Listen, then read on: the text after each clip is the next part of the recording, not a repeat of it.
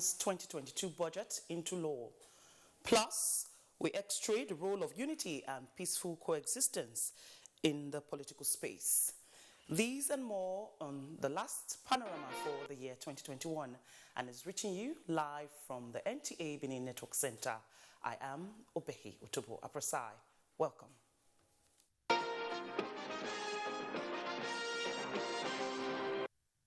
President Muhammadu Buhari has signed the 2022 appropriation bill into law in a brief ceremony at the council chambers of the Aso Villa at the budget of 17.126 trillion naira in more than 700 billion naira above the original figure of 16.391 trillion naira presented by the President on the 7th of October 2021 before a joint sitting of the National Assembly. President Buhari, who thanked the National Assembly for maintaining the cordial relationship with the executive, pledged to do what is possible to implement the budget. January to December fiscal year, as provided for in the Constitution of the Federal Republic of Nigeria. The Finance Bill 2021 is particularly critical for the successful implementation of the 2022 budget. Its passage further underscores our firm commitment to regularly support federal appreciation bills with finance bills designed to facilitate their implementation. The fiscal year 2022 is very crucial in our efforts to complete and put to use critical agenda projects, as well as improve the general living conditions of our people. It is in this regard that I must express my reservations about many of the changes that the National Assembly has made to the 2022 executive budget proposal.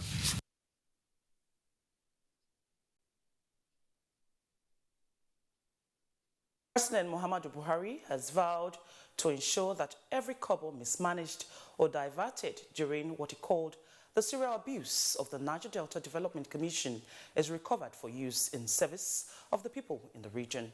Inaugurating the NDDC prototype hostel at the University of Uyo virtually, the president also said all those found culpable shall face the law.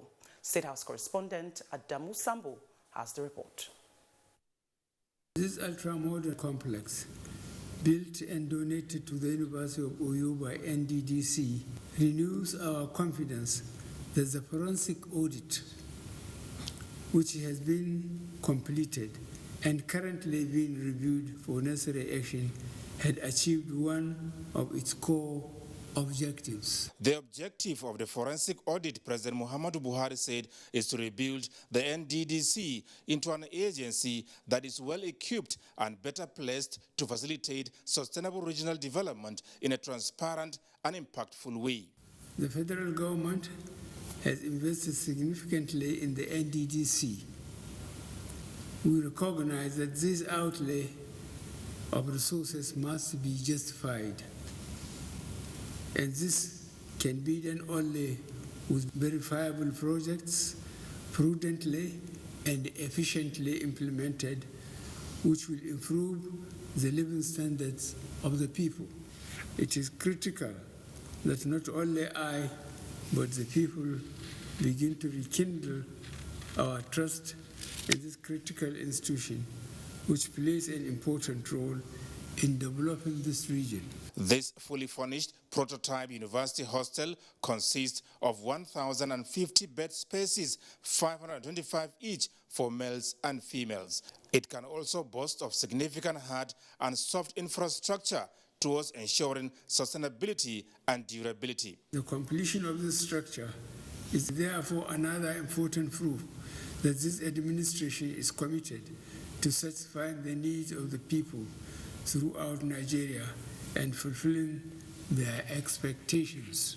Governments must continue in its efforts to serve the people by providing amenities as well as an enabling environment for scholarships, investments across all sectors for sustenance of the environment and the overall growth of the economy. The NDDC, President Buhari said, needs to continually demonstrate that it can achieve the objectives it was conceived for and make its impact felt across the Niger Delta. The lives of the people of the Niger Delta could be so much better if the funding received by this commission since its inception in billions of naira over the last 20 years have been judicially deployed in service of the people. The serial abuse, lack of delivery, and what had become an entrenched institutional decay was the reason why I called for the forensic audit. The president charged the management of the University of Uyo to ensure that the hostel block is properly maintained for the benefit of the current students as well as those who will come after. From the State House, Adamu Sambo, NTA News. While President Muhammadu Buhari this Thursday received an audience, former President Goodluck Ebele Jonathan. State House correspondent Adamu Sambo reports that the governor of Abia State, Okezie Ikpeazu, also came calling. This is the second time the former Nigerian leader is visiting President Muhammadu Buhari in the last 3 months. Dr. Goodluck Ebele Jonathan is currently the special envoy and mediator of the Economic Community of West African States, ECOWAS, to Mali. ECOWAS had, during its 60th ordinary session of the Authority of Heads of State and Government, vowed to impose additional economic and financial sanctions on Mali if by the end of this month no concrete progress is made in preparation for elections. Former President Goodluck Jonathan, who has been leading mediation talks with Malian authorities, is here to perhaps brief President Muhammadu Buhari on his efforts at safeguarding democratic order in the West African nation. Details of their meeting, held behind closed doors for about 30 minutes, were not made public.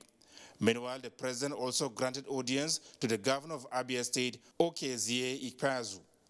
Their meeting, similarly held behind closed doors, centered on developments in the God's own state and indeed the southeast region. We like the redevelopment of the airport at Enugu, and we think that there must be a purpose for which the president allowed that redevelopment and investment in that airport, which, to my mind, is to create a gateway to the outside world from Enugu. That is one. Two, everybody knows about the second Niger bridge. That has never been done before, and we think that we need to encourage the president to complete that project quickly within his time and hand it over to our people. If you experience the logjam at the Onitsha Head Bridge and how it impacts negatively on the economy of Anambra and Delta and the entire Southeast, then you'll be able to project into what it will tell, assuming we have that bridge in place. The governor also brought the president up to speed about the Enyimba Economic City, a futuristic project jointly funded by the federal and state governments as well as the private sector. Enyimba Economic City is indeed the hope of Nigeria to play strong in the Continental Free Trade Agreement in Africa. It is also the hope for Nigeria to provide 625,000 jobs for our teeming youths. Our desire is to ensure that sometime next year, very soon, we'll be able to invite Mr. President to come and do the groundbreaking for that transgenerational project as one of his legacies in government.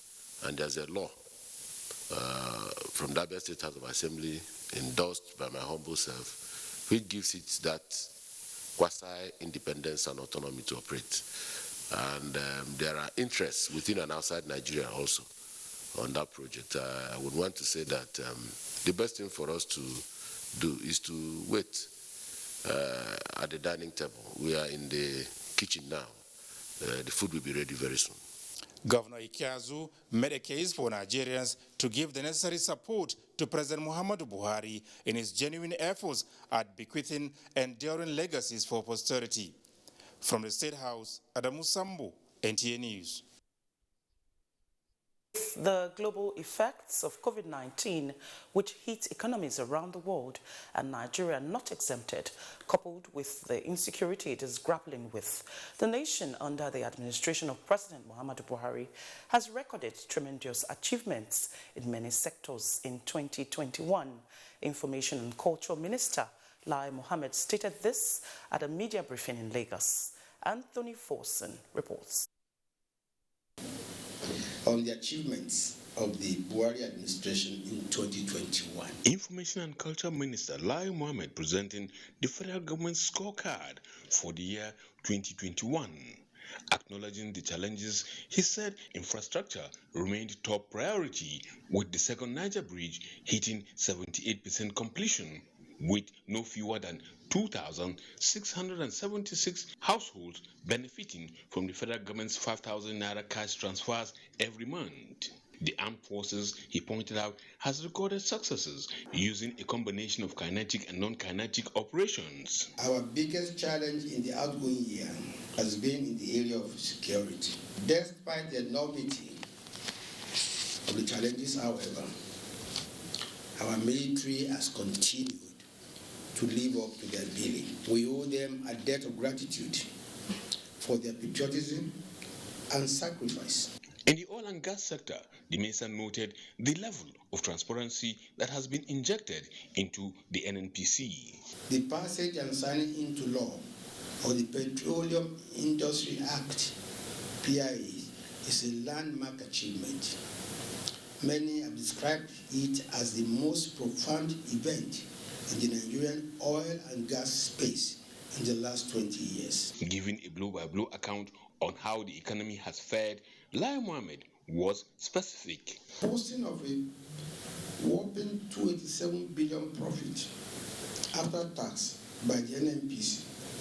So the first time in 44 years that the corporation has recorded such a feat, which the NNPC attributed to aggressive cost-cutting measures, cost savings through the negotiation of contracts by up to 30%, improved efficiency through business automation, emphasis on commercially focused investment, and non-interference in the management of the corporation affairs.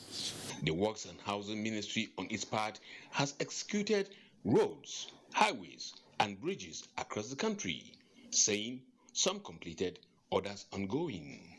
The private sector, the minister said, is being carried along in the process. An area in which the present administration has distinguished itself is in the provision of key infrastructure. Aviation, on its part, has been strengthened to produce world-class avionics for the country, while water and sanitation witnessed about 159 projects constructed in the year under review. National Social Investment Program on the directive of President Muhammadu Buhari was equally expanded from 500,000 to 1 million. Information and communication technology sector emerged a game changer in growing the nation's economy. The telecommunications sector alone recorded a growth rate of 15.9%, representing its highest growth rate in the last 10 years. Lai Mohammed, however, urged Nigerians not to relent in supporting the nation's security forces in their efforts and sacrifices to keep the country safe. In Lagos, Anthony Forson, NTA News. Day in 2021, and Nigerians hope for a better 2022. However, some say 2021 would have been a great year if the country had been spared the scourges of the pandemic and insecurity. Adogbeji Ojeba reports. The year of the pandemic jolted humans worldwide to a new reality. It was also a draining period for several Nigerians. Many unexpectedly lost their loved ones. 2021 has been less dire, allowing for a decrease in the surge of the COVID-19 pandemic. As 2021 slides into the new year, Nigerians appear to be seized by a sense of hope and optimism. Well, basically, we give thanks to God that we have come to the end of 2021. It's been a turbulent year, characterized by a lot of challenges. We had challenges in the security sector. We had challenges in the economic sector. We had challenges also in the political sector. And all of these culminating in hardship for Nigerians. Coming out of the COVID, the very serious COVID situation, we believe that we are going to have peace, probably have a better year. Yet the effect of the COVID 2020 that happened 2020 moved with us into 2021 from the initial beginning. In the opinion of many Nigerians, focus should now shift to ensuring that the armed forces are adequately equipped to perform efficiently in combating the scourge called insurgency and banditry, which now threaten corporate union. My main focus is security. That's what I may be developing in this country. So government should focus on security. Then the provision of food, the amenities and the rest, water, light, and those stuff that the people need, So I'm expecting better thing for me this 2022. These are very costly. Nobody can eat 3 square meters a day in Nigeria. In their opinion, this is the only way a nation which has recorded decisive advances in its economic life can stabilize and reach more optimum levels. The promotion at the Abo train station, coexistence has always been in the front burner of our national conversation. Whatever we discuss, be it revenue allocation, religion, population, census, or sports, we end up worrying about our unity and integration. And Dr. Konzua Osawari, public affairs analyst, is here this morning in the studio to discuss more on this issue, how this can affect our political space. And so, Doctor, does this suggest that the Nigerian project is failing or constantly under query with the fact that we are always, discussing or worrying about peaceful coexistence? Yeah, opinions will be varied on that, but objectively, I think Nigeria remains enviable. Most people are agreed that if we're able to sustain a streak of statesmanship, most of our problems could be solved.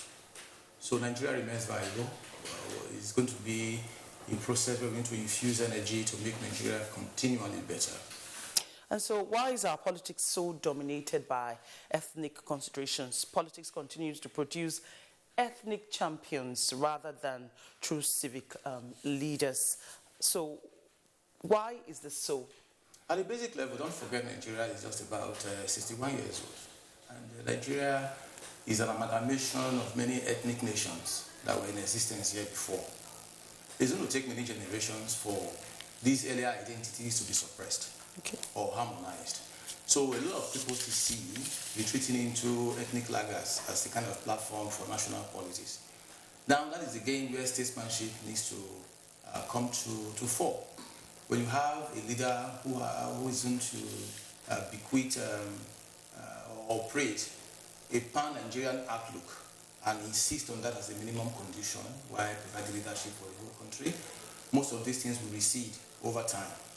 But for the time being, we cannot wish away the ethnic nationalities that form Nigeria and the tug they still exercise on the Nigerian entity. And so with 2023 in prospect, various lobbies and platforms say it is their turn. So how can we remove frenzy from this contest and make transition less threatening to our sense of nationhood? By devising a formula that will be equitable.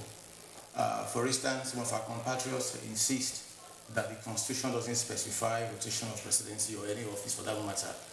But it's not everything in the Constitution we have to promulgate before we operate it. We can also operate certain things that are commonsensical, so long as they are not injurious to national unity or national solidarity. So it's quite possible to agree amongst ourselves that when the political office that is vital is in one region for a particular period, after that same period, you flip it over to the other side. It gives every person a sense of belonging. So we don't have to be legalistic about that. So with such measures, of course, those things are actually contained in this same basket of statesmanship one mentioned a while ago. Well, thank you very much, Dr. Konzua Osawari, for joining us on Panorama this afternoon. And now it's time for our first break. Panorama continues shortly. Stay with us. The vaccine offers hope for a safe country free of coronavirus. I urge all state governments, traditional and religious leaders to take the lead in the mobilization effort within their environment and spheres of influence. I similarly urge all eligible Nigerians to present themselves and be vaccinated in accordance with the order of priority already mapped out at the various authorized designated centers only.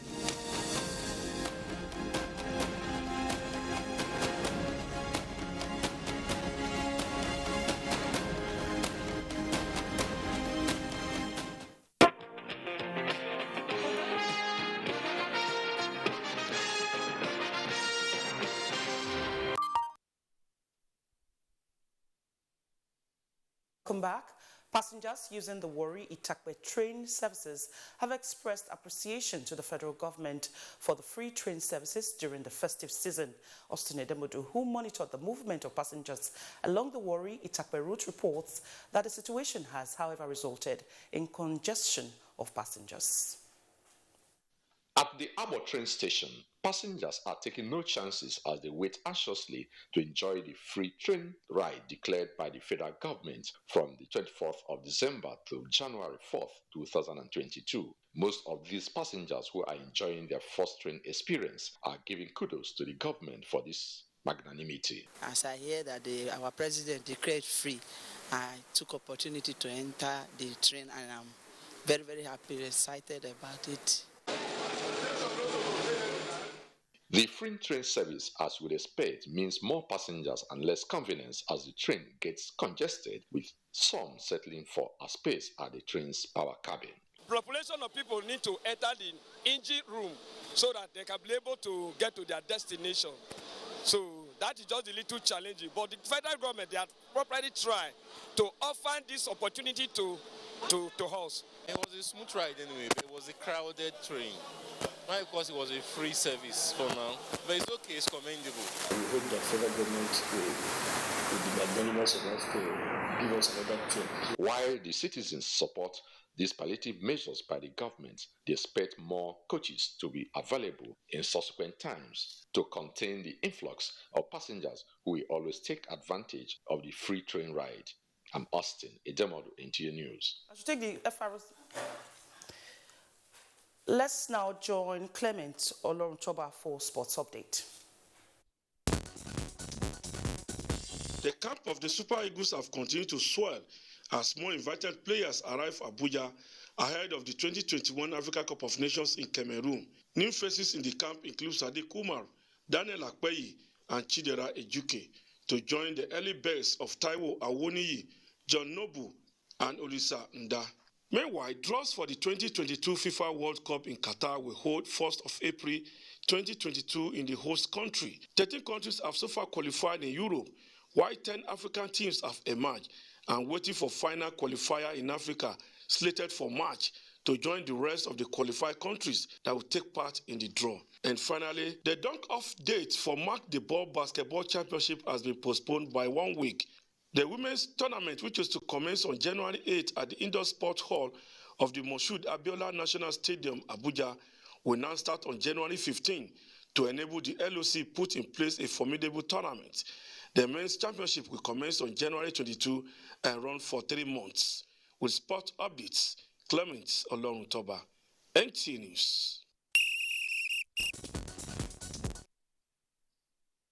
And that's it.